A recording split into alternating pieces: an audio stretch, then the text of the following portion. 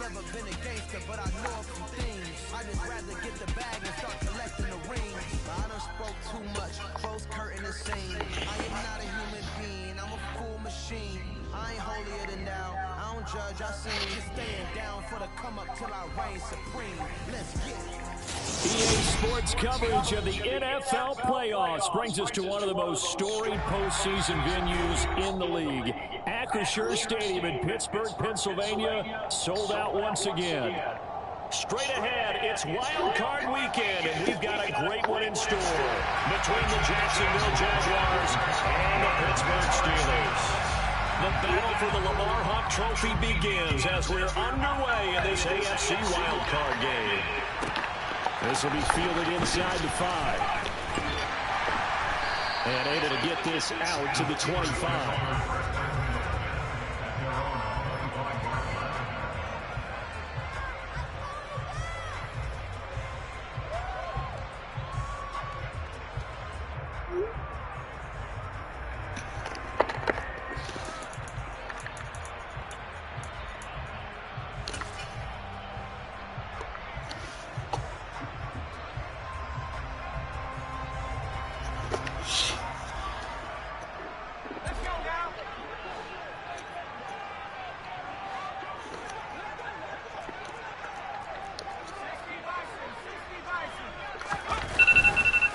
They turn to Harris to begin the drive. And not much to speak of. Call it a 1-yard gain up to the 26.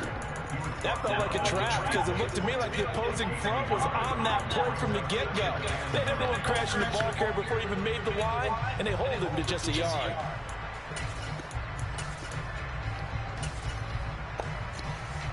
The last play got just a yard. Here's 2nd and 9 from the 26.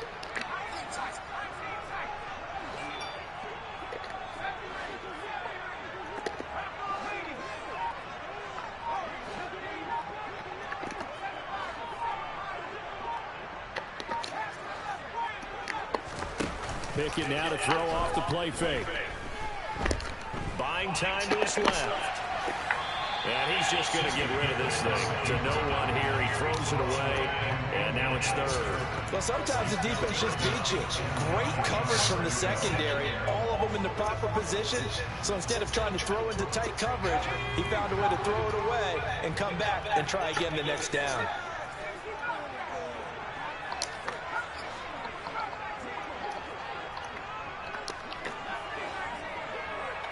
They'll send the tight end in motion left.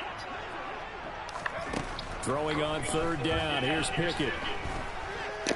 Being chased out there, and he can't get rid of it. He's taken down.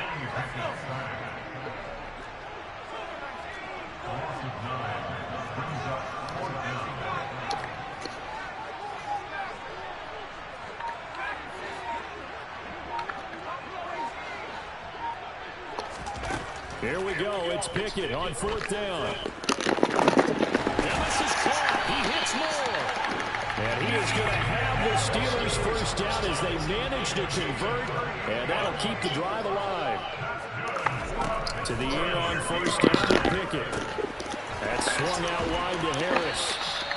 And they'll get this down to the 42-yard line. So in Jacksonville territory now. Here's a 1st and 10 at the 42-yard line.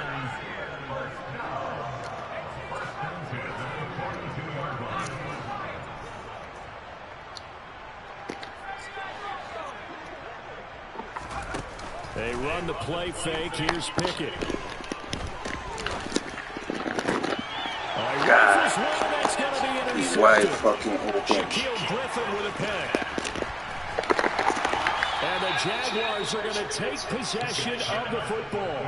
Nobody ever wants the interception on the opening drive to happen, but when it happens in the playoffs, it feels like it's a bigger deal. What a rough start. And how about these visitors? The defense just went right on the field and seized momentum. You know, almost like they're saying, okay, no one expects us to win this one. Let's go ahead and give them a shock early. Took the ball from the home team and put them in the hole. Because this crowd, one of the best in the league, especially this time of year, it's going to be tough to take them out of it, but that's a heck of a start.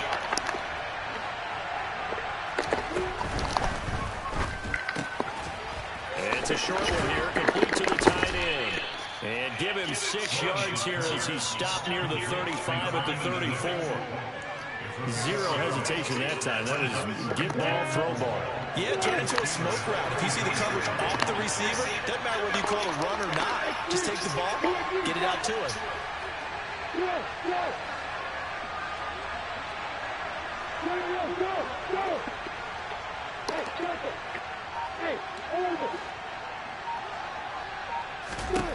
They go play action with Lawrence. Under a heavy rush, and down he goes.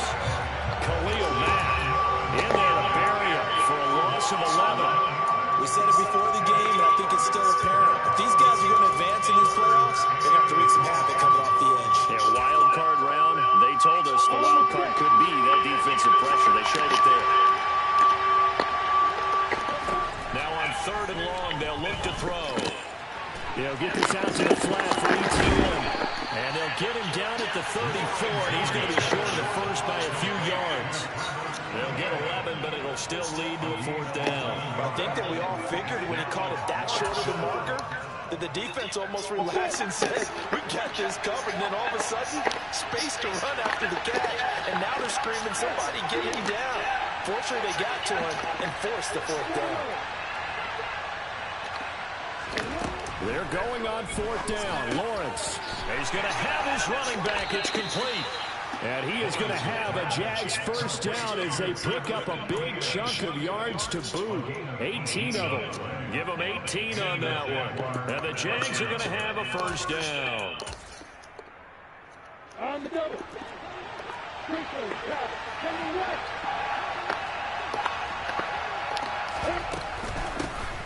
ETN up the middle. And he'll get 4 there, down to about the 12-yard line. Well, that call makes sense because they've been throwing it well on this drive. And once again, they show passing formation, showing the shotgun. Then they ran out of it. That's a nice play by them defensively, though, to hold it to a short game.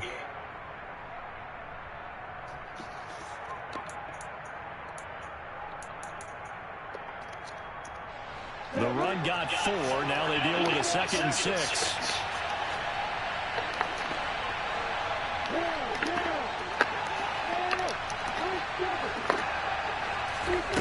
Here's Lawrence.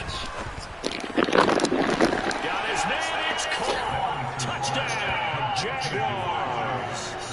Jamar Chase. A 12-yard touchdown grab.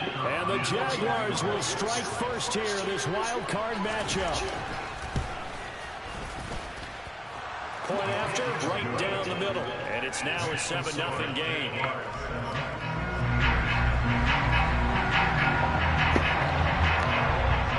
After the touchdown, Cook now to kick this one away. Takes it at the 7. And a nice return sets him up pretty good here right at the 30-yard line.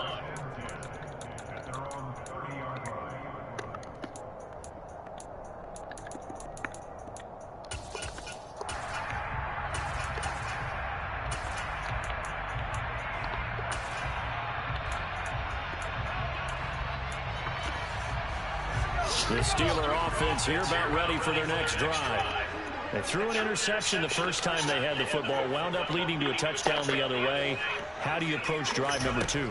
Going back to your game plan coming in, everyone has matchups that they like better than others. And this is caught right along the sideline. What a job of keeping the toes in bounds there. That one nearly 30 yards, 29 officially. So in Jacksonville territory now. Here's a 1st and 10 at the 41.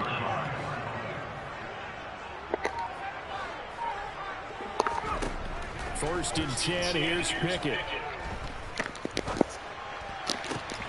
He's got this to Pickens. And he'll go out of bounds inside the 15-yard line. Another big play is he'll get 28 out of that one. And that's how you shake off the interception you threw on the opening drive, come back and throw another strike and gain nice yardage. And I give credit to 2 people on this one.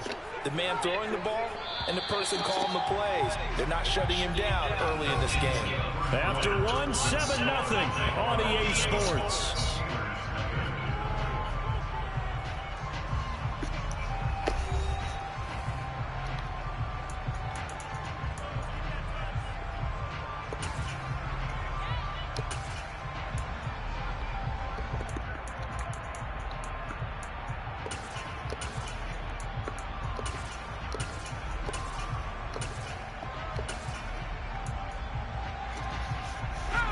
from the 13 now. They work on 1st and 10. Pickett to throw on 1st down. It's brought in by Harris. And in for the Steelers touchdown. Najee Harris from 14 yards out. Now the Steelers are an extra point away from evening this one up.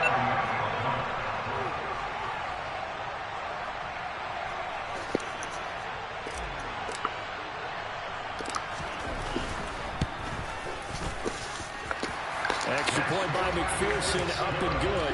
And we are tied at 7.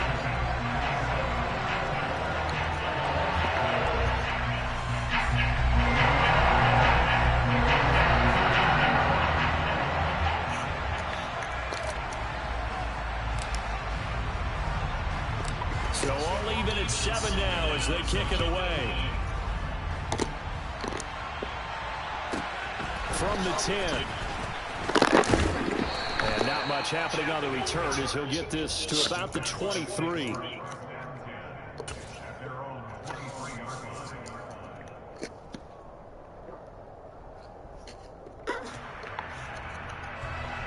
Jaguars come to the line to start their next drive.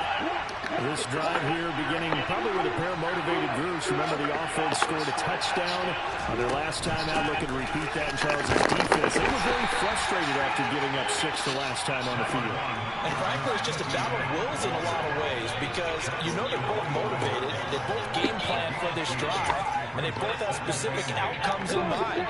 To me, it just comes down to who can execute better and which side can step up and assert his will over the other. And the Steeler pressure too much here. He's going down. So now after the sack of Lawrence, the Jags looking at a 3rd and long.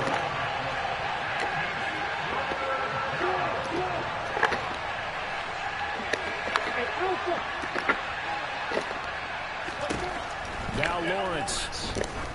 He's going to air one out. And that will be incomplete.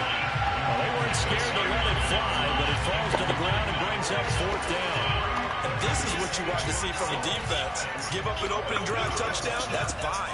But how about them going back out there, recommitting themselves to the task at hand, and forcing a 3 and out, and giving the ball back to their offense.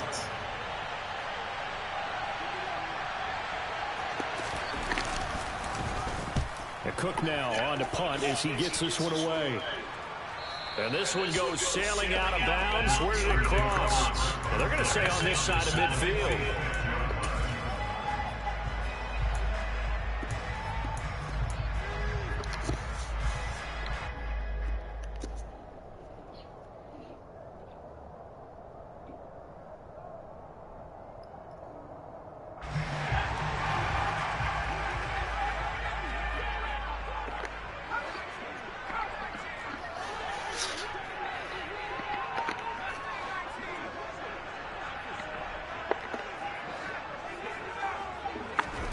On 1st and 10, it's Pickett. Got a man open. It's Darren Waller.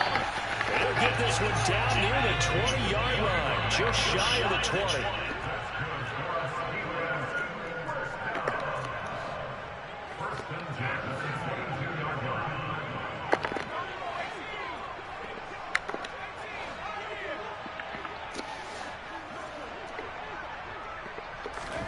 Pickett now on 1st down. And seeing no options, he just tosses this one away, incomplete. Now that'll bring up 2nd down. Oh, that's good decision-making right there. Understood down and distance. Knew it wasn't 3rd down, and he still had another opportunity to earn the 1st down. Good job throwing it away and avoiding an interception. So after the incompletion, 2nd and 10 from the 22.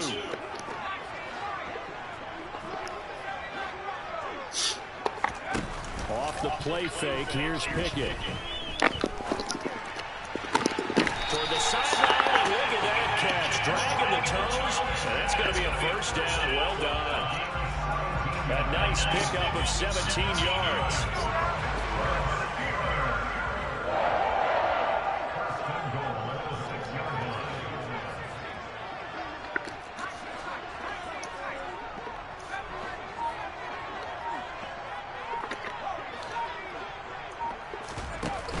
play action. Pickett. That throw finds Pickens in the end zone. Touchdown Steelers. It's a 6-yard touchdown pass. McPherson on for the point after.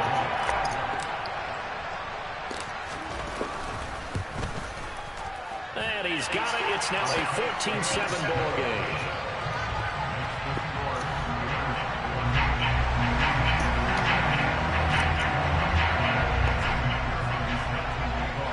After the touchdown, McPherson on to kick this one away.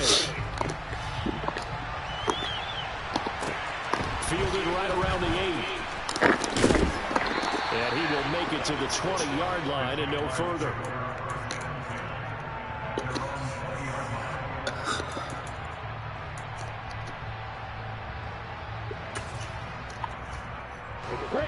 Jaguars come to the line to start their next drive. That 7-0 lead of theirs is short-lived as they've now given up 2 straight touchdowns to fall behind by 7. Yeah, but no cause for discouragement here. Yeah, they've fallen behind, but haven't they proven that they can go down and score? So what was the formula to get them down there the first time? Get back to something close to that, and maybe they get this game tied up. Partner, what we're seeing so far is the defense is certainly coordinated. Both levels doing their jobs in tandem. The back helping the front helping the back. The pressure got home on that last play and forced him to try and throw through contact and short of the sticks.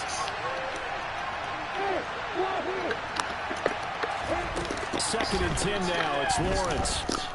And his throw is going to be incomplete. Nice back-to-back plays defensively. They're stacking momentum now. 1 incompletion, 2 incompletions. They're going for more. Now they face a 3rd and 10 after back-to-back incompletions.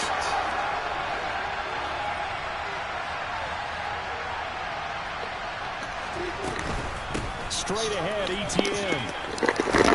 And he's got it past the 30 before he's hit. He's running 3rd down. 11 yards there for Jacksonville and a 1st down as well. Good running right there. And this is I was on the wrong player. I'd have shot that. Okay, let's see. And he picks up nice yards. Running the ball on 3rd down. Okay. Line of scrimmage, the 31 now on 1st and 10. They'll send a receiver here in motion right.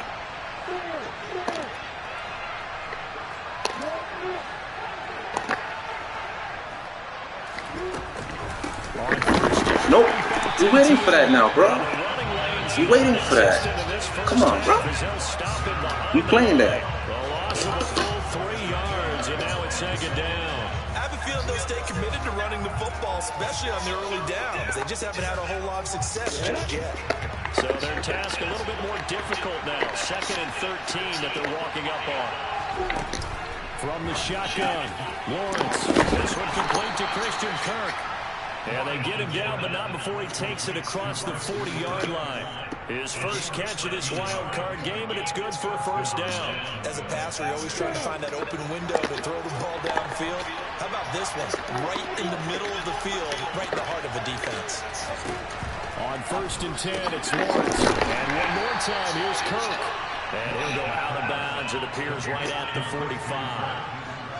It's a game of matchups, and that's why you take your receivers and move them around a bunch, especially your best guys. And when they work out of the slot, you often hear the coaches talk about how great it is because it gives you a 2-way go. You can break out or you can break in. That makes it hard to defend.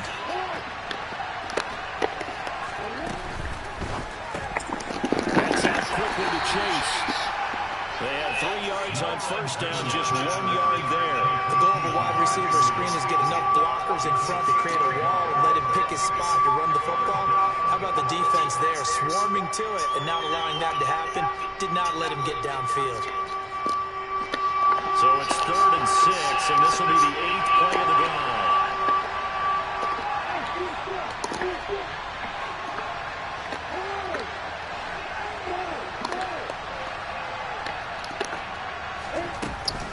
A shotgun snap to give to Etienne. And he'll maybe get back to the line of scrimmage, but no more than that. No gain on the play there. Nice job defensively. And it likely forces a punt situation on 4th.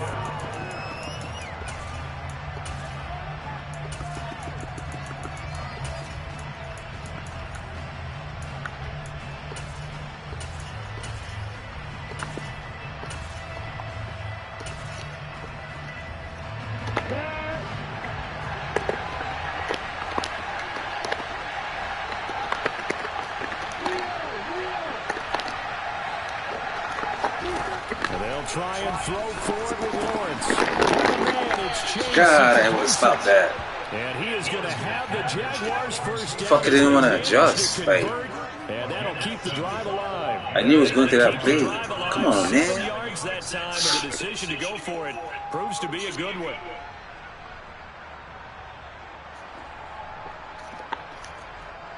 So this drive going to continue following the conversion on fourth. Here's 1st and 10.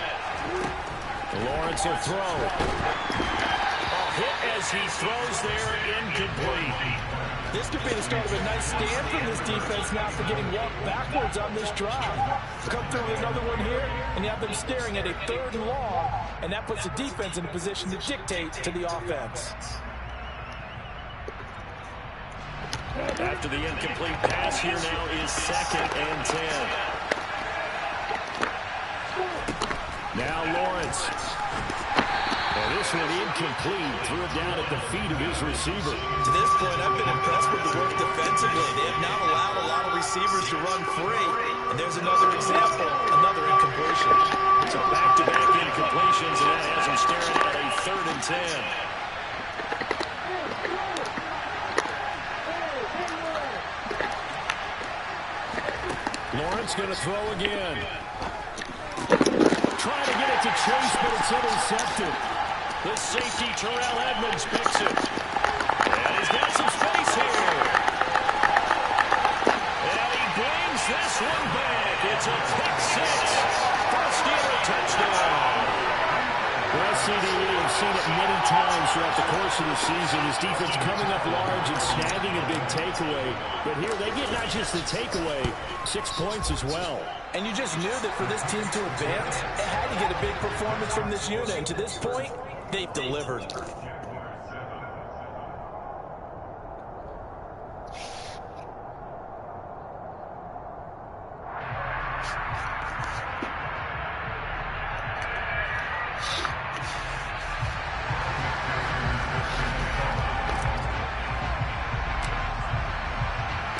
So they'll get another shot on offense following that pick 6. And now the kick is away. Fielded right around the 8. And able to get this across the 20, but not much further as he's dropped it to 23-yard line.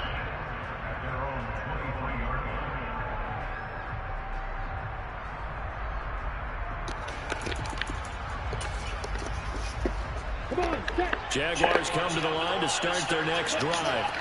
And Charles, we'll see what they can do here. Not a ton of time left, but enough certainly to get points out of this drive. And they need them right now because they're trailing. Yeah, this is exactly why you practice a 2-minute drill all through camp and at least one practice each week before a game. A minute left, more than enough time to string a few completions together, reach the end zone, and then make that walk back to the locker room just a little more animated.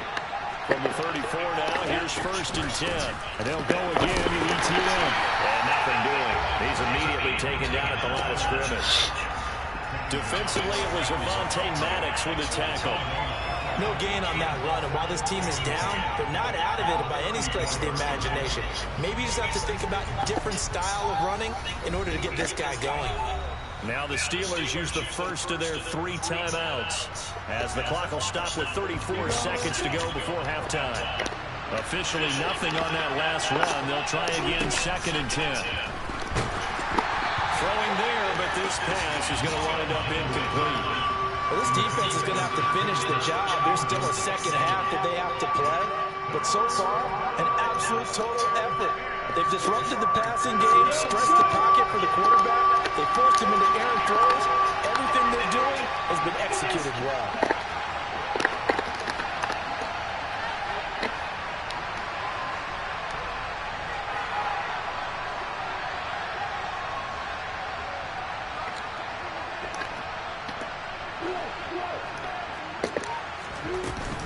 This time they stay on the ground.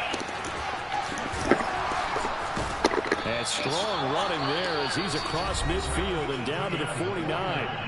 The Jaguars going to go ahead and use their first timeout. as they'll stop the clock with 24 seconds to go in this first half.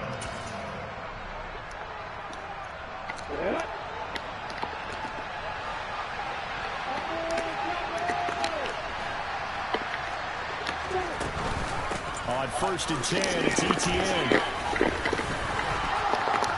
And good space to operate there as he takes this down inside the 35-yard line. Now another timeout called for by the offense. So that means they're down to 1 remaining here as we head toward halftime. Running out of the gun with ETN. Taken down at the 30. This nigga's stupid, bro. Now the offense will burn their 3rd and final timeout. And with halftime on the horizon, they'll be out of timeouts from here forward. They're literally letting you run, bro. Start a new set of downs. That was simply an offensive line This nigga dumb. up front and winning in a big He ain't way trying to win. and giving their guy in the backfield a nice lane to hit. Yeah, he trying to not get blown out. So on 2nd down, the field goal unit is on here. You're not trying to win. To get 3 before half. Now a timeout called for by the defense. You're trying to win. You're not playing like that. 13 seconds to play in half number 1. Now a field goal try coming up here for the Jags. This will be spotted at the 37, so it's a 47-yard attempt. And this one is right through.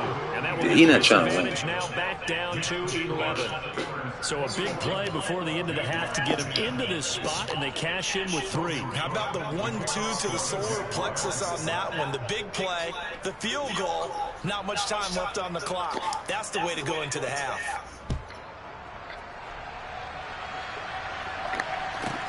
From the 10. And he takes this near the 25. Just a little pass there. Call it the 26.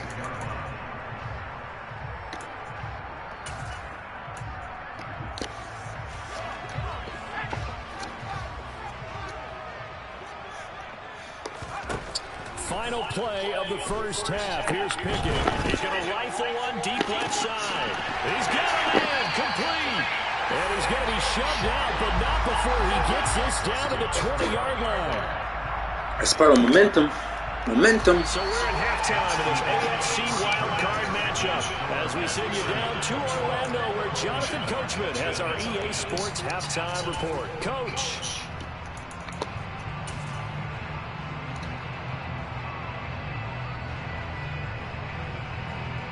Welcome back. Charles and I settled into the booth ready for quarter number 3.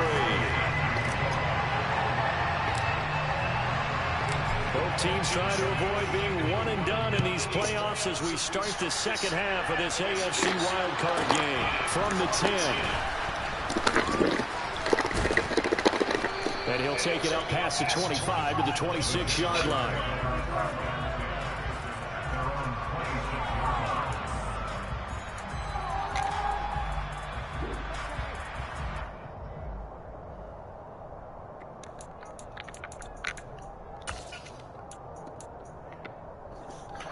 Jaguars come to the line to start their next drive. And Charles, that had to be an interesting locker room at halftime. This is a team that's had so much success this year. Haven't really had to deal with a lot of adversity at halftime, to be honest, but now here they are with their playoff lives on the line. And I think when you're alluding to that interesting locker room, you're just wondering how are they handling that bit of adversity that they're seeing right now, because I think this is a team that has to look to lean on the veterans at this point. We know we're better than this. We proved it all season. Let them disseminate that confidence through the locker room. But this opening drive, it'll be an important one for them to get a little jolt of confidence moving forward. It'll be a loss of a couple on the play, so now 3rd down coming up. An interesting and intriguing decision there defensively because they kept extra DBs on the field despite seeing the multiple tight end look that came out for the offense. I thought they were going to switch out of it. I didn't know if they felt they didn't have time or what the case was. Well, in any event, the extra speed allowed for great penetration as they stuffed that one by the line of scrimmage. This offense in desperate need of a conversion as they come up on 3rd down. On 3rd down, here's ETN. And he'll get nothing out of that one. Defensively, they rally the troops to force fourth down after that 7-yard pickup back on first. And as a defensive end, getting off the ball quickly, swarming to the football, making a tackle. That's what we saw right there. Yeah, that's what their job is. And really, a lot of the time, they have to throttle back a little bit in the run game because you know those defensive ends, they're like in a sprinter stance. They're just headed straight for the quarterback. That was good recognition on that play. Ooh! And able to get this one across. I knew he was going there. Damn it. A curious decision to go for it, but it pays off with a first down. I don't know if I agree with that. I guess they don't care if I agree with that. But, boy, you have to be surprised by that, right? I definitely was surprised that they decided to go for it in this situation. But they must have either felt like they either had a great play call on or they're trying to show extreme confidence. 2 yards the loss, 2nd and 12. If these guys got to chop into that deficit, they got to do a much better job in the run game. Caught behind the line of scrimmage, no yardage to be found. On 2nd and 12. Give me that. And the pass is intercepted. He was looking for Ingram. Adrian Amos with a pick. And the Steelers are going to take possession of the football. As they started that drive, I think they looked at the scoreboard and said, I should have picked this guy off so many times, bro. This thing sucks. Instead, an interception happened, so a 2-possession game might become 3.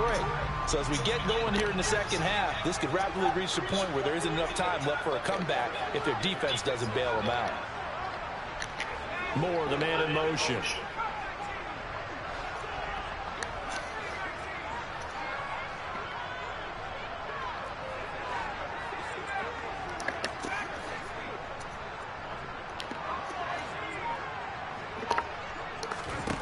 To the air on first down with Pickett. Throw right side, going to be caught by Waller. And he'll be taken down here just shy of the 30. Line of scrimmage, the 31 now on 1st and 10.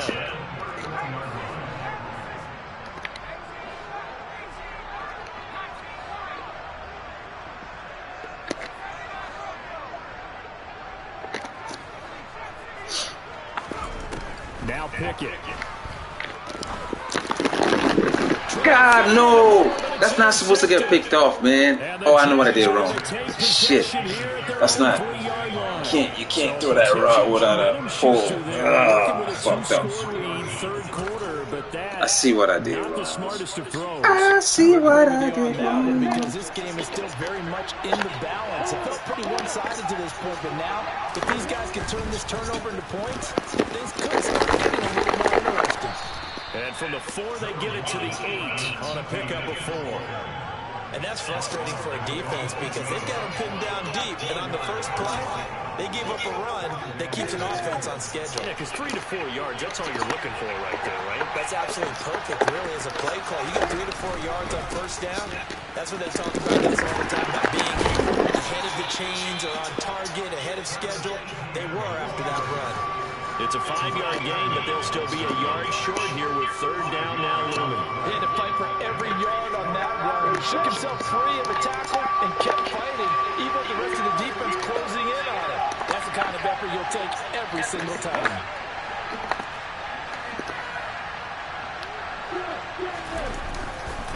They'll run with ETN. And he will have a first down at about the 21-yard line. 83 yards for him on the ground now as he has been terrific here this afternoon. Despite the score, despite the deficit, no quitting this guy. He's running angry, running through arm tackles. He wants to change what that scoreboard is saying.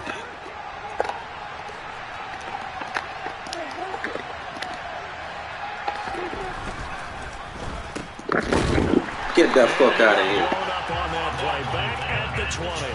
He was unable to shake free there. They'll cover him for a loss of a yard. Boy, how good has this defense been seemingly all game long? I really think right from the first snap, I think you're really onto something there. In this passing game, it just can't get off the ground. And that play, it wound up losing yardage. On 2nd down, with ETN. And he'll fight forward maybe to the line of scrimmage, but that's all. No gain on that one as it brings up a 3rd and 10. They've called his number a lot this afternoon. You wonder how much tread is left on those tires. We certainly do, but I always think back to one of my favorite coaches in the NFL. And he used to have a meeting with his running backs every year in the offseason and say, look, as many times as you're going to carry the ball, you should be able to carry it one more time, so make sure you get in shape. On third down, Lawrence. He'll drop this one off of ETN. And he's got it past the 30 man, I got stuck with my lineman. Fuck. 11 yards there for Jacksonville and a first down as well. This nigga a bum, bro. Throughout this contest, getting him the ball in the passing game, and there he picks up another first down. Whatever they saw going into this one, they've been able to capitalize on it, and no adjustment has been made. He's running with 4 yards. And nothing one big run. there on the first down run. He'll get a couple, and that's it. They suspected it was a power play up the middle coming at them, and boy, were they right. That defense got downhill in a hurry and limited them to just a couple on first down. They'll send a receiver in motion to the left. On second down, ETN once more. That's a he got lucky. Good run, good run, good run, good run. touchdown, Jaguars.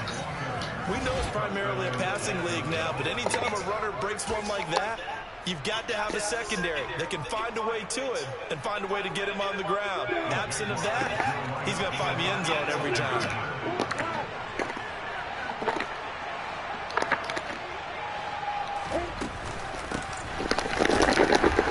And maybe a measure of revenge there. He's had his way in this one, but this time they get him behind the line.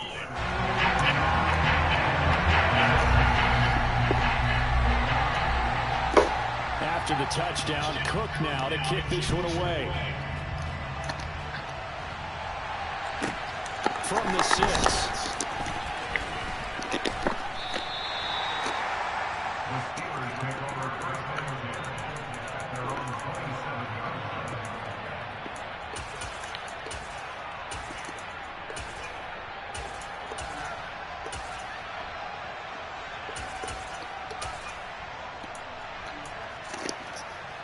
The Pittsburgh offense at the line to start their next drive.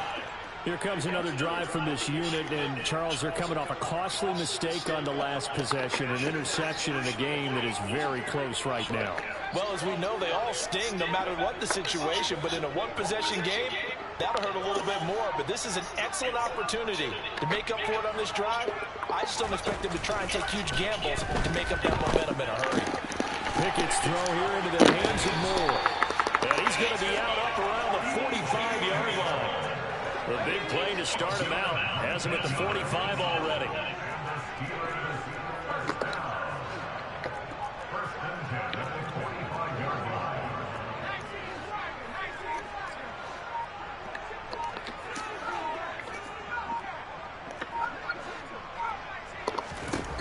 Pickett. That's swung out wide to Harris.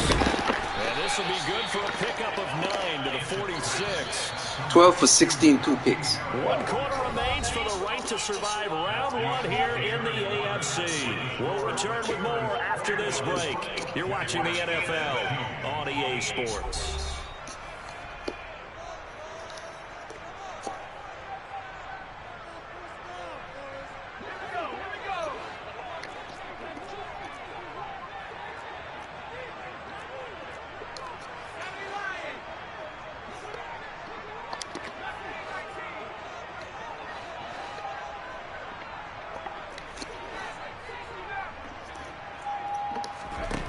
Throwing again on second down. Pickett. Got it open man. It's Pickens. And he'll be taken down here just shy of the 30. Line of scrimmage with 31 now on 1st and 10.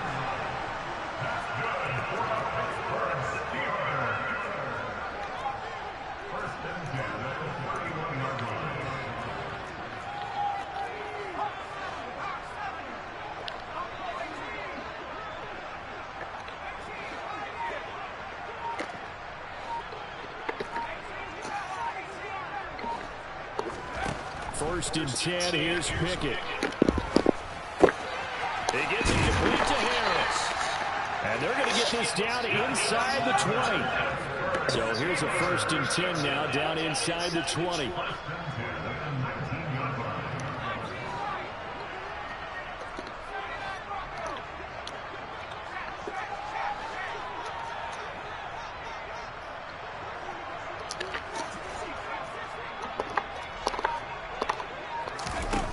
the red zone now. They'll look to throw. Got a man. It's Darren Waller. And he's going to take it in for a Steeler touchdown. Darren Waller from 19 yards away. And the Steelers are able to build on to their fourth quarter lead.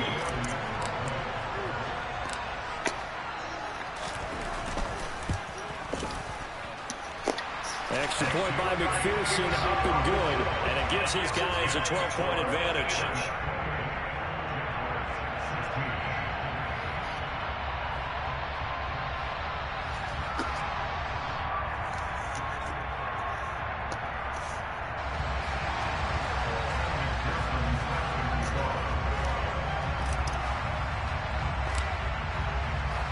After the touchdown, McPherson on to kick this one away. Fielded right around the 8. And he won't quite make it to the 25.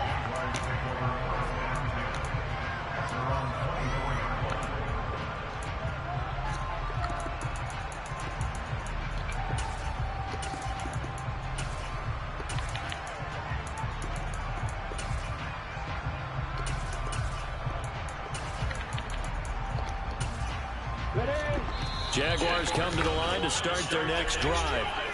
If they want to advance in this divisional round, look, obviously the time is now. Trailing here in the fourth as they go to work on a crucial drive, 1st and 10.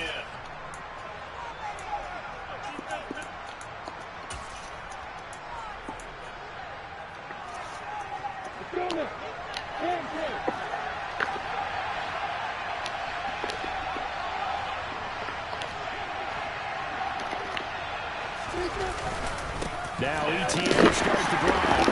And he'll get this just across the 25-yard line. You've got to be impressed by that defensive front on reps like those. They were not being moved off the line, kept their shoulders square, and gave their teammates time to fight to the ball and limit that gain.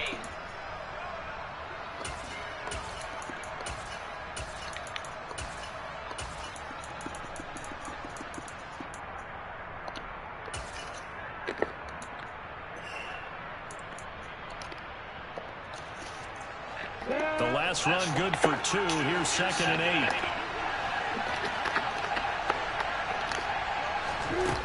From the gun, it's Lawrence. Over the middle, he's got his tight end Ingram. Completion was given up, but that's why you play zone defense, so you can have people around the ball when it's caught, and you don't give up much run after the catch.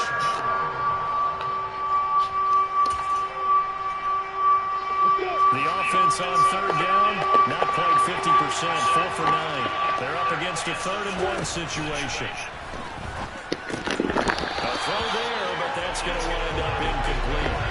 That's an excellent job right there on 3rd down. Like any defense, you never want to let them get anything started, and that would have been a 1st down. Instead, you saw the contact on time, no penalty, and before this drive could get wings, it's 4th down.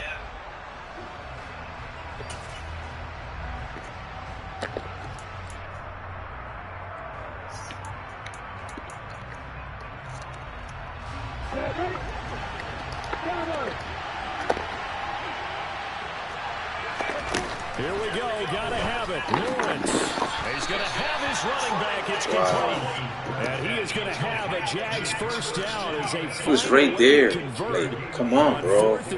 You're right there, bro. When they look at the scoreboard, they do understand a field goal is not going to do them any good. My guess, they're going to press the ball downfield as far as possible, try to throw it into the end zone. Right there, bro. Pick that off, bro. And get the ball back as quickly as possible. That's a gain of 4 as we slip inside of 4 minutes left in regulation. Under 4 to go now as the clock runs and they come up on 2nd down. Looking to throw, Lawrence. Catch made. That's a pick. Come on, man. Goes at the 49, a 3-yard pickup. And we're definitely getting towards the point of the game where not getting a lot of yards is secondary to keeping the clock moving. I mean, to me, that's a double win defensively. Short game and some more time off the clock. 7th play of the drive now as they come up on a 3rd and 3.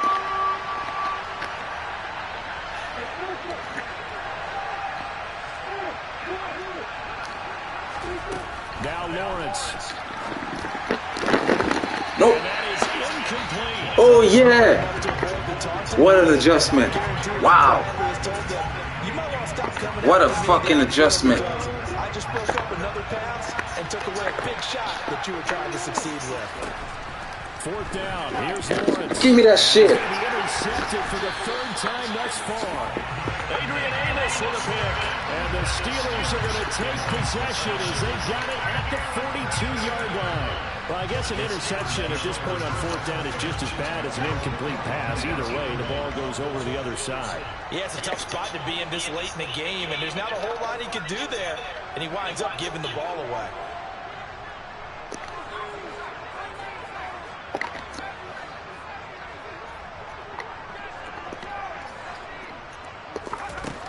On 1st and 10, it's Pickett sliding out of the pocket. And he can't find a receiver, and he's brought down. And they need to work to at least get some of this yardage back after the sack. 2nd and 19. A run with Harris out of the shotgun. A pickup of 7 there, but they'll still have 12 yards to go on 3rd down.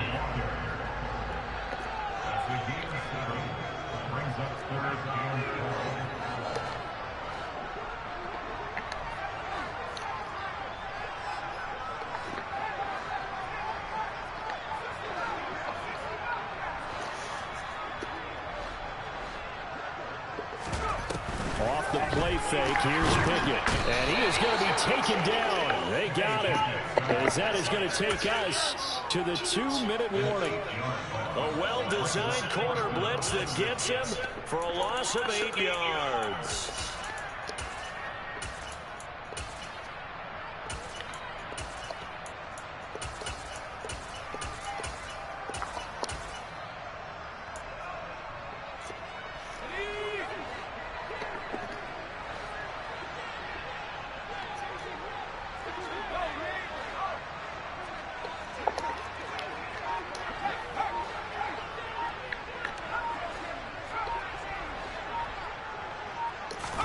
Here we go. It's Pickett on 4th down.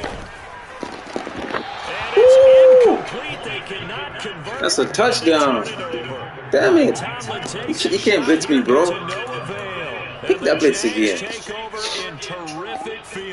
So many ways to score.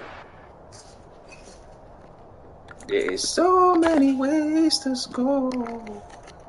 So they'll come up 1st and 10 now from the 33.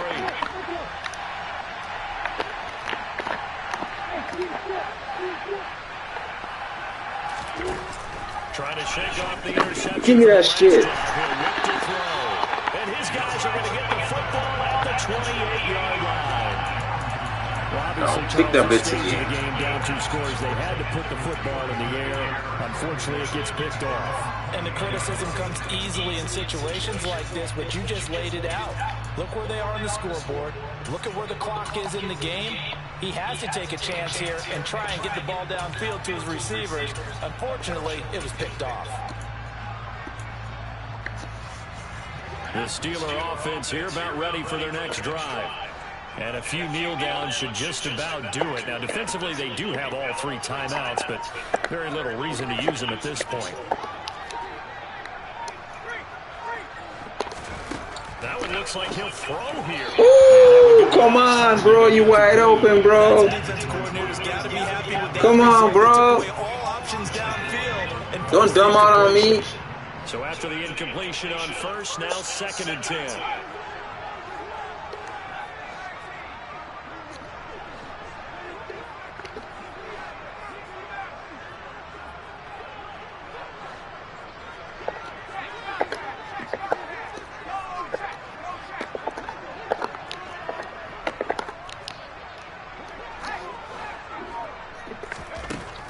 Here's Pickett. And the Jags get to him as down he goes. Pickett and the Steelers in need of a big play here. 3rd and long after the sack.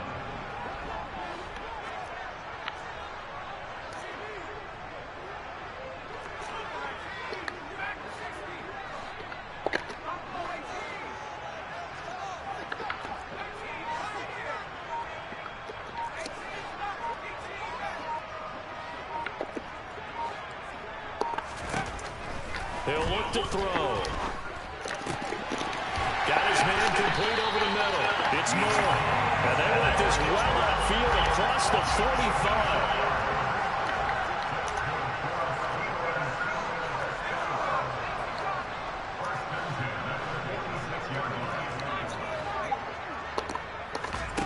Pickett sets up play action. He's got this to Pickens. And he'll be dropped at the 36. It's a good gain of 18 on a play that originated back at the 18. These guys are running offense like you drive. The pedal is down, stomped down. How about that? Back-to-back completions. They are rolling. So much for being conservative and running that football.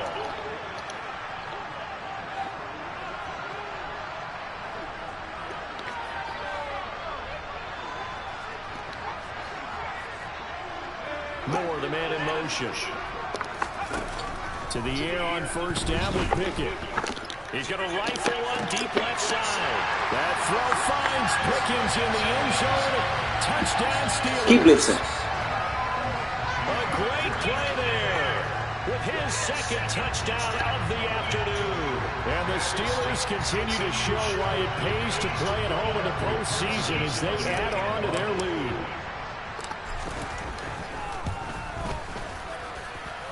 Extra point by McPherson, up and good. And that will make this a 19-point game.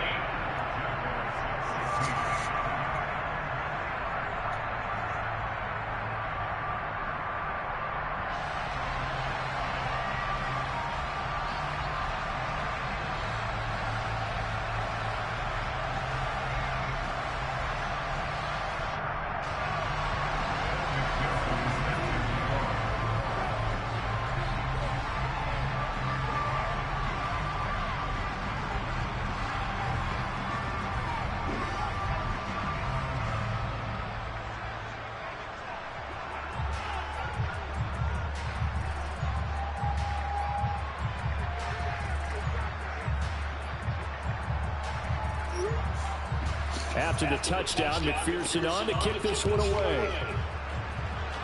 And, that's what he's going to want back. A poor kick and heads straight out of bounds. Well, not one you see often there as he fails to keep it between the sidelines, and that is a penalty every time, and going to give this offense better field position. And it's every kickoff guy's nightmare, isn't it? Because you don't see yourself doing this, and most of the time you don't. It's absolutely a mishit, and now your team pays the price. Bad field position for your defense. They've got good starting field position as they come up here 1st and 10 at the 40. Lawrence. He'll complete this to Ingram as tight end. The Jaguars going to go ahead and use their first timeout as they get it with just 19 seconds left on the clock.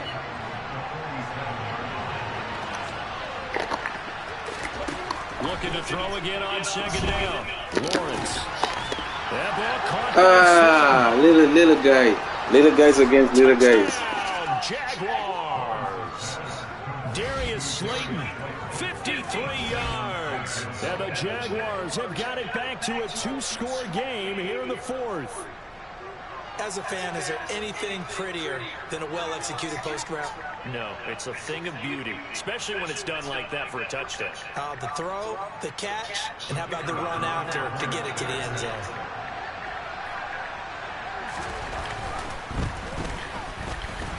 Extra point splits the uprights, and they're able to cut this deficit down to 12.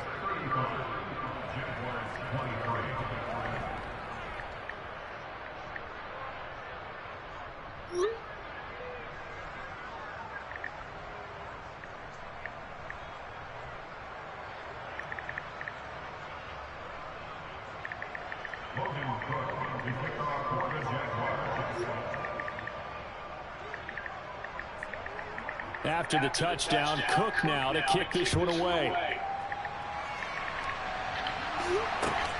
From just inside the 20, a short kick.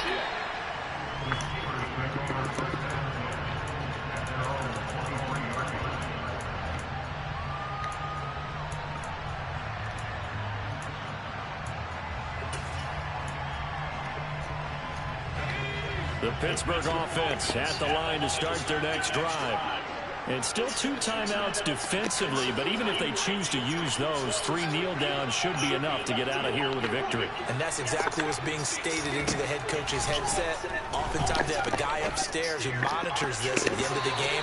Little clock management 101. They take a shot downfield there, but it winds up falling incomplete. Despite the lead here in the 4th, they're still taking shots. Not content to sit on this lead at all. And to me, it raises the question of what's right in this game nowadays. Do you sit on the ball and run it because you have enough of a lead? Or do you try and extend it because you always feel like the other team can come back? Extend it. Have some fun.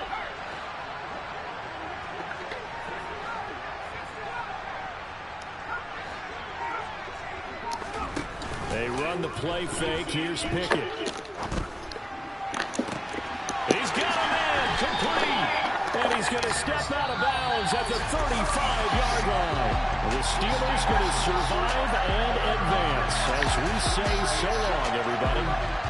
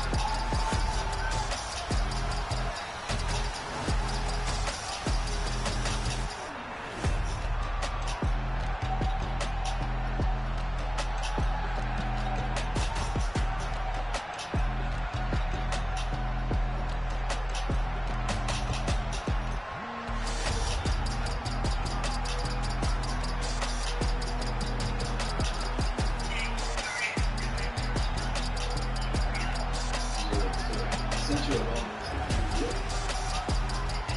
So I basically like screenshot all this stuff. I don't trust it. So before I left, and that's supposed to be in the 17th, so you can't show anything. So what I did, I screenshot all of them. This is good. So today I had a talk with part of the manager. I swear, this guy's stupid. I don't know how you become a manager. Like, how do you become a manager when you don't even know how to investigate it again? So you see, remember the thing you told me about the subway thing? So I went and asked on the shift, right? I went and asked like the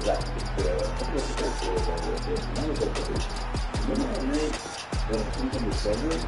And I didn't tell him anything. I said, I'm not. But I said, maybe I don't remember. So I said, I'm gonna ask them so they can tell me like what happened. I said, when I came up from subway in my room, because I know what happened. I said, what happened after that? Like when I walked up. So what the girl said, which is Priscilla, and then she was like, well, I think you put it down. You left it. You left it for the flash, but you didn't even like cover it up. You left it and you went into the room. Didn't the report says that I left it, I ate the food, and then I didn't go into the room. But remember, that's okay, because somebody can lie. People can always lie, right? Which is fine, right? But didn't you say you did an investigation? If you did an investigation, right? Why didn't you simply ask? Because what he did, he asked them questions. The same to people. But he never asked them that. So that means he didn't do an investigation, as you say. Because he tried to sound smart in the office with me when I spoke to him. He said, well, I did an investigation. I could do an investigation. But then there's people that, for example, like last night, he tried to say that, oh, well, I see you documented and we saw what you did, you gave her the treatment. So you're telling me what's like in the chart too. Luckily, he would have tried to mess me up. Even worse, luckily, I documented that. Like, first of all, the patient didn't belong on the floor. That floor, that system is also is not safe. The patient came from the emergency room, right? The patient was vomiting. Do you know they were trying to continue the money? I have it documented too. I also documented patient came and I had to stop the feed. First of all, the feeding wasn't started. I said, don't stop that feeding. And I started when the patient came out, I set the patient and I was starting. That patient, the doctor told me, and that's another thing. If he did investigation, he would have spoken to the doctor on the first incident. But you see, again, he's not interested in that. Because if he's interested in really investigating, he'd ask the doctor. He would also ask the family member. Because the family member was in the room when the patient had the seizure episode. And I was going to the family member would have said, oh, the nurse was there. And the family member knows my name. Because we were talking and making jokes all before that whole thing happened, even the day before. But again, the same did an investigation. And I also told him the daughter of the family was there. You can ask the family member. You can't go off of what one staff said. And I know it's only one person said it because the girls on the floor told me last night. After that incident, they said, oh, now we know what's going on. It's this nurses who's making so, and this is how they knew. So they were passing by. She was even, yeah. So that the same that happened, because I was like, it has to be her because she was there both incidents, the both times, the PCT that I was in the room with.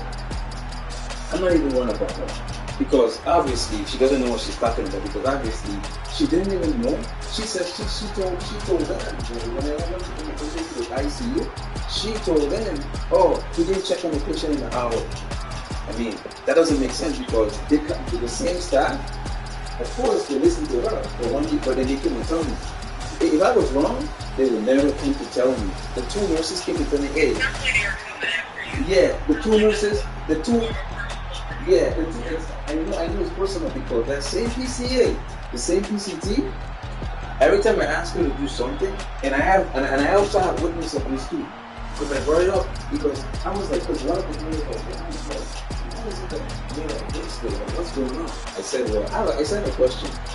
That PCA that make the report, have you ever noticed, like, everybody asks her to do like something, and she always says that she's going to another room? And I also said, hey, you don't notice that she never can get the lab draw? And she always comes and say, oh, I can't get the lab draw. You're gonna have to do it because I'm not about to do it. And she'll sit there the whole time on the phone, right? She'll sit there the whole time on her phone, and she'll wait until the end, try to get it, and then when you ask the patient will say, oh, I will ask the patient like, I don't want to stick you too much. The patient is fine. The patient's not even complaining. The patient is saying, oh, okay, you can try, but she'll tell you, oh, she can't get it. And when she says she can't get it, and you go to the room, you're seeing big veins. So I already know it's an issue with her. So when that whole thing happened, I didn't tell him nothing because you see, when you defend yourself, you can't bring up stuff like that. Those are things that only the staff can see, but the manager will only see he's not there. So even the staff noticed that, wait a minute, the same girl, which is a nurse, is the same one because they saw her. They saw her emailing Carlos. They saw her. Three of them. It was Nash. Her name was Lacey. Three of the nurses saw her emailing Carlos, and she was not even in the room. She never went into that patient room. The last incident, she never went into the room. She never came and asked me, hey, what's going on? That's what nurses do. Hey, what's going on? Is the patient doing okay? She never asked me that. No one asked me that. Exactly. She never went into the room. The only person that can say anything is the nurse, is the PCT. The PCT is the one who complained. She can say something because she was in the room. But if he was smart, he would see that she's lying. This is how you know. This is how you would know. My documentation is documented before anything ever happened. Like, for example, my documentation has one thing to the patient, I'll send it to you. You can't say it, you can't show nobody it because it doesn't have the name. It doesn't have the name, it doesn't have name on it, it doesn't have anything on it, but still, because it's a document, I'll send it to you. So basically, like, the only person that can talk is the patient I was in the room with. Yes, that patient can say, can say something because that patient was there. That's understandable. That patient can, that patient, the PCT, not a nurse, she's a PCT. She can say whatever she wants because she was there, right? She was in the room, right? So if she says something, then I have to defend myself. And you have to be supposed to make to face your accuser, which we know she was in the room. But the person, the other girl who was emailing Carlos was nowhere in the room. The only person that went into the room, and next thing too, when a patient has COVID, they don't go into the rooms. They avoid the rooms. They don't even do the vital signs. Man, there's so much things wrong with that place. You can look at the vital signs for a patient, and there's no vital signs. There's none. There's none from since like in the day shift. Like you look at the day shift, and it's always somebody with it's always somebody with somebody who has like some chronic illness. Like you will see like I'll be like, where's the vital? And I go back into the thing, and I'll be like, where's the vital? But then this is why I said he's dumb, right? So as a manager, right? And that's why I hope he was a nurse before. You're supposed to know. He's like, oh well, from 22 to 15, 52. There's a gap. What happened, bro? You can't go like that because when the PCT document the vitals that she did and I document my assessment, it's not going to be in the real time because I'm not in the room documenting with a COVID patient because first of all, I didn't bring my cart into the room. I brought my cart, my cart was on the outside and my stuff was on the outside. So what I'm doing, I have the door crack and I'm going in and out. So how are you going to ask me, oh, there's a gap? Bro, are you serious? Like, are you really going to ask me about a gap? When you see it, I got to at 2331. Listen, at 2331, right? The code was called at 2352. So you really believe that the patient aspirated from 2251 to 52? That's 20 minutes. If you aspirate at that time, you would die. Because the brain takes 5 minutes without oxygen for you to die. If you want oxygen for 5 minutes, and the patient does not die. So obviously, when I walked into the room, she had just aspirated. That's common sense. Because if I walk into the room, okay, if you walk into a pool, right, and somebody, I won't use the children because that's not, you don't want to say that. If you walk into a pool, your backyard, and somebody's drowning in the pool, and you see them, and you pull them out, and you administer CPR, right, and they survive. You think they was in that emerge for an hour? They would die. They cannot. There's no way. So how could you ask me what happened between the gap from the thing when I clearly wrote in my documents that I assessed the patient? I got document at 2051 as patient assessed, patient aspirated, patient has wetness. I'll send it to you. Patient has patient has get patient nebulizer. Patient is oriented. First of all, when the patient has desaturated, you don't even know if it's real. You know why we don't know if it's real? Because the probe on the fingers was off. It wasn't on. So when the probe is kind of off and hanging, it doesn't give an accurate result. You have to fix it. And he agreed to that because he said, I was on the phone with him, and he was like, what do you know? Patient oxygen inside all of them. You have to put the oxygen back in the manual because that happens. So okay, you know that happens. So what is the issue? He said, there's a gap between 2350. Bro, I can pick any nurse for anything and say, there's a gap in this thing. What happened in this thing and this thing? Like that it doesn't really make sense what he's saying. I don't know if it's somebody's I don't know if it's like his job is on the line or he can't even sometimes because he will say stuff even when we have a meeting. Yeah, even when we have a meeting, he'll say he'll bring up stuff like, the travelers make a lot of money, so you have to buy. Like, why do you have to say the travelers make a lot of money, so you have to buy? You don't have to say all that. Just say, because there's already animosity sometimes with the regular staff and travelers, so because we get paid more than them, they can travel too. You know, they just travel too. So why even bring it up in a meeting? In a huddle. You don't bring this type of stuff in huddle. That's unprofessional.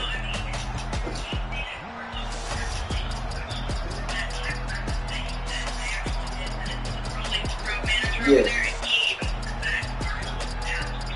Yeah. He's unprofessional because he's saying investigate it, bro. How could you not ask the nurses about the subway thing? And then you know what's funny? I messaged him about the restraints.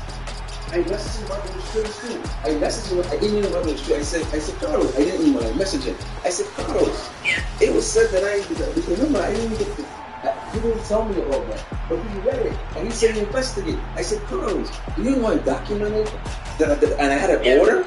But then there's a report saying he didn't have an order. He talked to me, and he never went into he never explained and said, he never said, okay, my bad.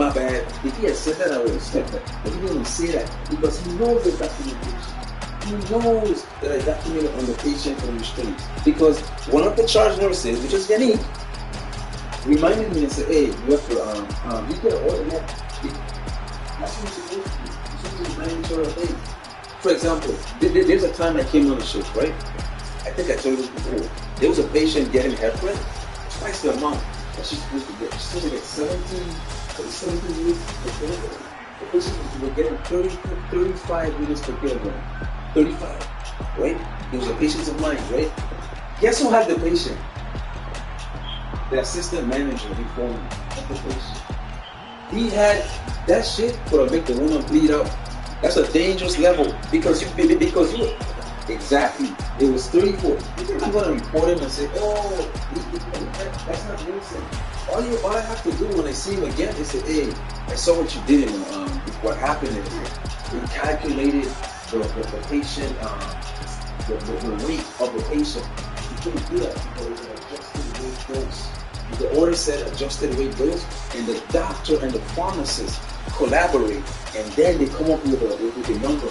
But just because what happened is sometimes It's a weight base. But they usually go with weight base, non-adjusted, when it's a small person, like somebody that's like in the 160 or 150 pounds.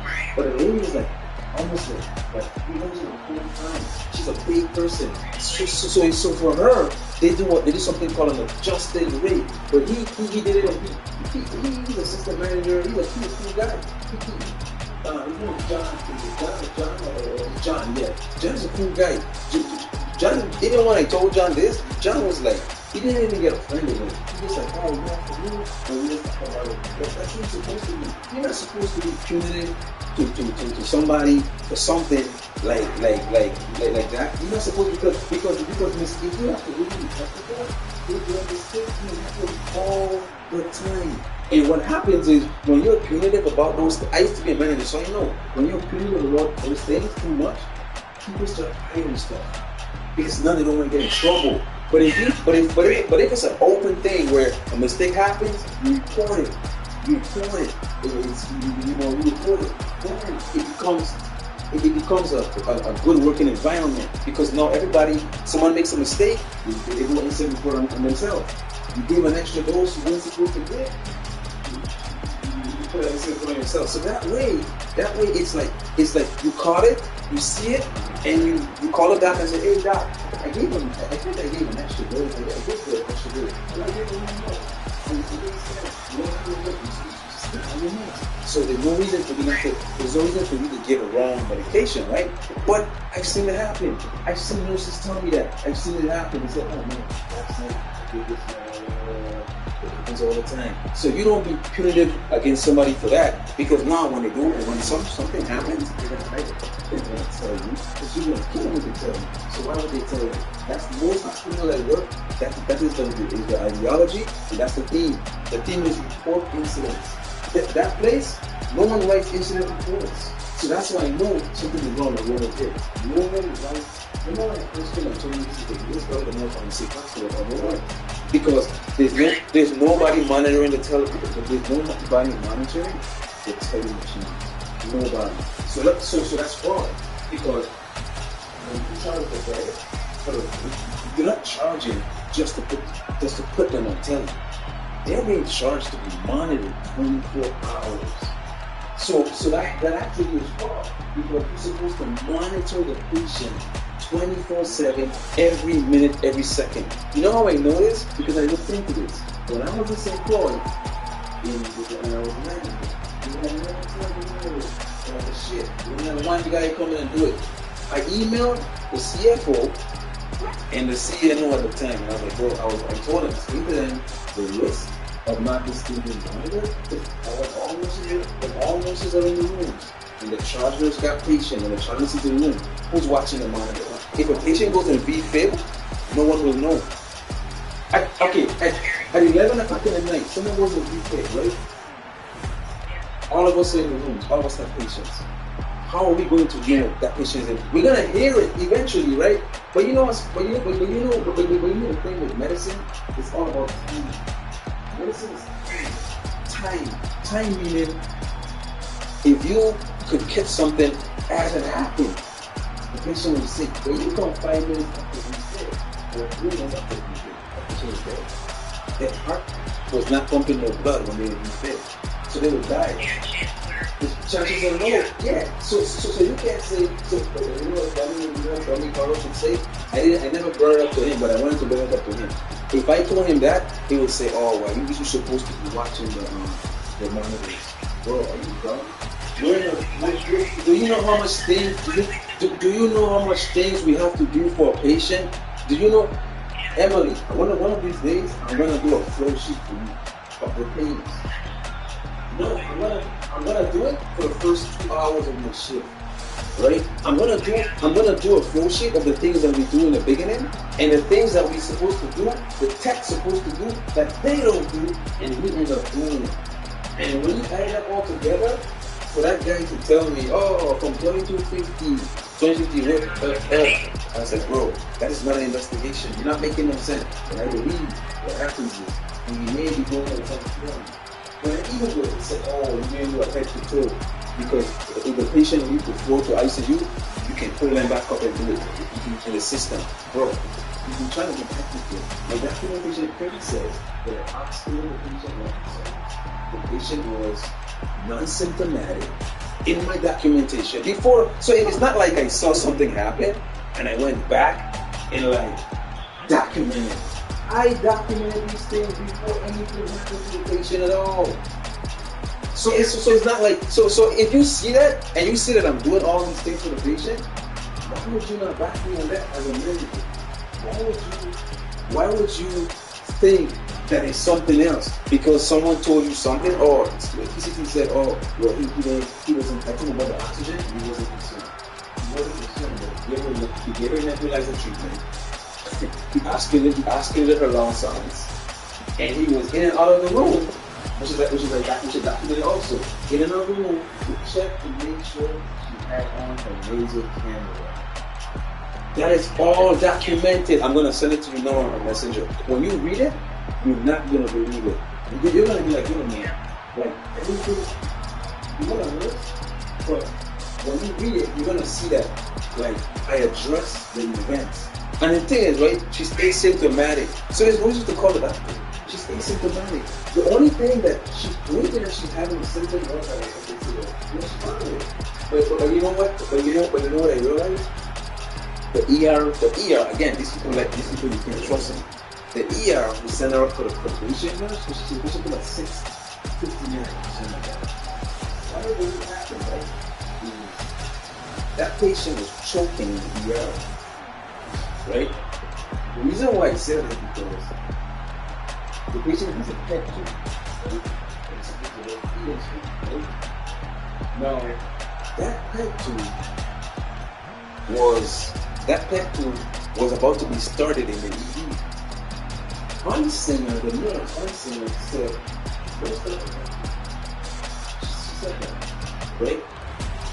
The nurse was on the phone to her, probably trying to argue. But then the patient vomited with a residual. Residual means when I took the syringe, I pulled that syringe back. I'm getting, in a big syringe, I'm getting 500. That is maybe 5 times a month that you're supposed to have. You're not supposed to have that on people. So that's a red flag, right? So I was giving that a report. So when the patient came up, there's still orders saying, start PEG 2. I was like, what? I called the doctor, I stopped it, I re-gave it, and I documented it clearly. So that was the first thing I did for the patient. But there's so much more things that's happening. I had fire on the patient. They all tell me. I have a lady with a cardiac company, a wire going into her heart that drains fluid from her heart, so it doesn't crush her heart. I also had that. I also had a patient that I had to go and that I had to do assess to. I had to assess all my patients. It's not that just one patient alone that I have to go for. First of all, that patient was talking to me. She was fine. But my concern with that patient was also all because the history shows it. The history shows she has an aspiration problem. How I knew that? She's a PEG. You don't give somebody a PEG tool unless they're at risk of choking, unless they have cancer of the bowel. But she didn't have cancer, right? So I already know that is because she has a history of choking. So they put a PEG in her because she's at risk. So the PEG doesn't come out, the PEG stays in. Her PEG stays in. But the residual in her PEG is 500, and I believe it was more than 500. But you see, because it was more, then I have to do more stuff. So we just want to send the patient up. Because if they say it's 1,000, the patient might be something is wrong, right? I mean, you have to hold the patient longer or whatever. So they said 500. So when they said 500, I was like, there was more. And they said she vomited. I said, vomited? Sorry, she choked. You need to say vomited. They're saying that she vomited. But in my mind, I was like, that patient probably choked. And the reason why I know is because when I gave her, because she's on clinical diet now. So they stopped the PEG, they stopped the feeding, because she was on PEG feedings and clearly cooked. But I know, so you know what? Let's stop the feed. Let's stop the PEG feedings. And I told her that, well, we can continue the prayer because So we can recognize. Right? So because we continue to care, I crushed the meds up. I'm not gonna give her whole meds. I could see that she had a history of choking because she just vomited in an ED. So I crushed her meds up and I put crushed meds no, not a tube because we can't use the tube no more. Into her mouth, just to let her drink, into her straw. She had her own personal little jug that she, because that jug is I notice patients who have swallowing problems, they use it. It doesn't bring a lot of food in them. It's a little thing, this little juggy thing. So I noticed she had a bedside. So I put some in the water and the customers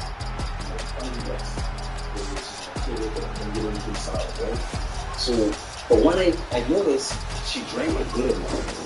But then when I came back and to check on her again, she had a couple of drinks. I noticed she had a little bit left to the bottom. I said, you gotta drink you gotta take your meds, you can't not take your meds. So when I gave it to her, she said, she coughed. I took it. This is fine, I've seen it all the time. They cough, because if you have again, check the history. But coughing is still, it's like you leave that lady alone to eat. She can choke. There's a risk there. So I took it from her. I put it on the side. But remember, the lady already I was able to put it I took it to there too. Because I was concerned about her choking. So I put it right through the angle. Maybe if I had it flat, she would have died. I don't know. But when it came up to the room, I think I went to flush her IV. Because she was on magnesium. I had magnesium for her. I flushed her IV. I came back in the room again. I also got it. I came into the room 2051 or 2020. I believe I came out of the room like 20 years time. But of course, you don't document everything you go to. You go to the patient all the time. So when he was saying there's a gap, what gap are you talking about, bro? I'm going into the patient room like every single time. And then I have witnesses who say, the patient's room and they told him that too. And I know because they told me. They told him that. So he knows that. And then he tells me that too. So I was like, if you know that I'm going to set up a room, then why are you trying to ask me something what did I do? When I clearly documented that 23 minutes before the coach called, I documented that I went into the room. You don't go into a patient room every second. So you want me to tell you every minute when I went into the room? I can summarize what I did for the patient, and I can tell you that from those times, from 2250 to 2352, which is the coach called, obviously I was in the room. Because the documentation shows I was in the room. Because I documented at 2249 also. That's before the PCT even was in the room. Because that PCT is a piece of shit. She don't do her work. She doesn't do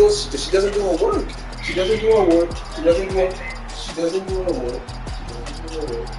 passes the ball when she's leaving. She's leaving at 3. She's gonna chill for the last hour. And as soon as 3 o'clock comes, and sometimes she has to leave, she'll go. She knows when she's leaving.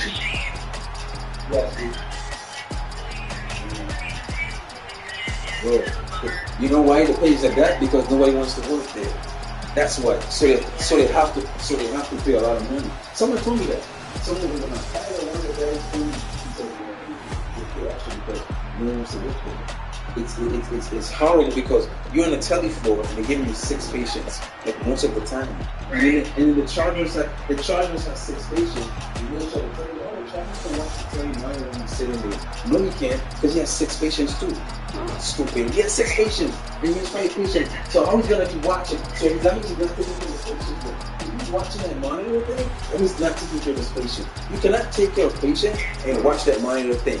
Yes, you can do it technically, but then once it happens now, it's gonna be Yeah, because this, yes, because there's gonna be you can do anything, you know.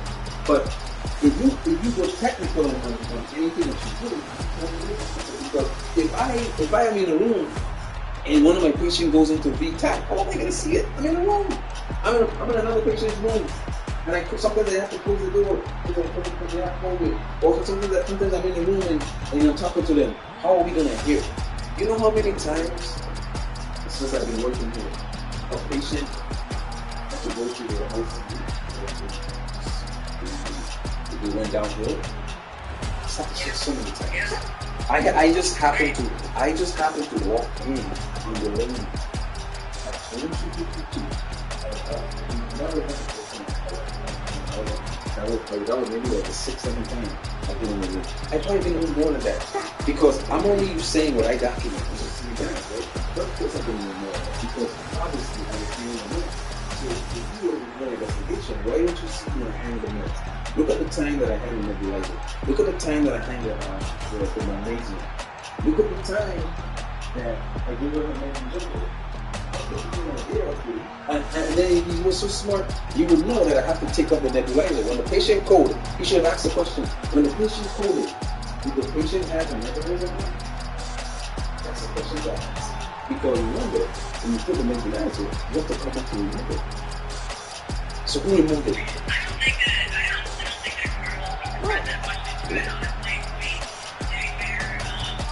Who removed it?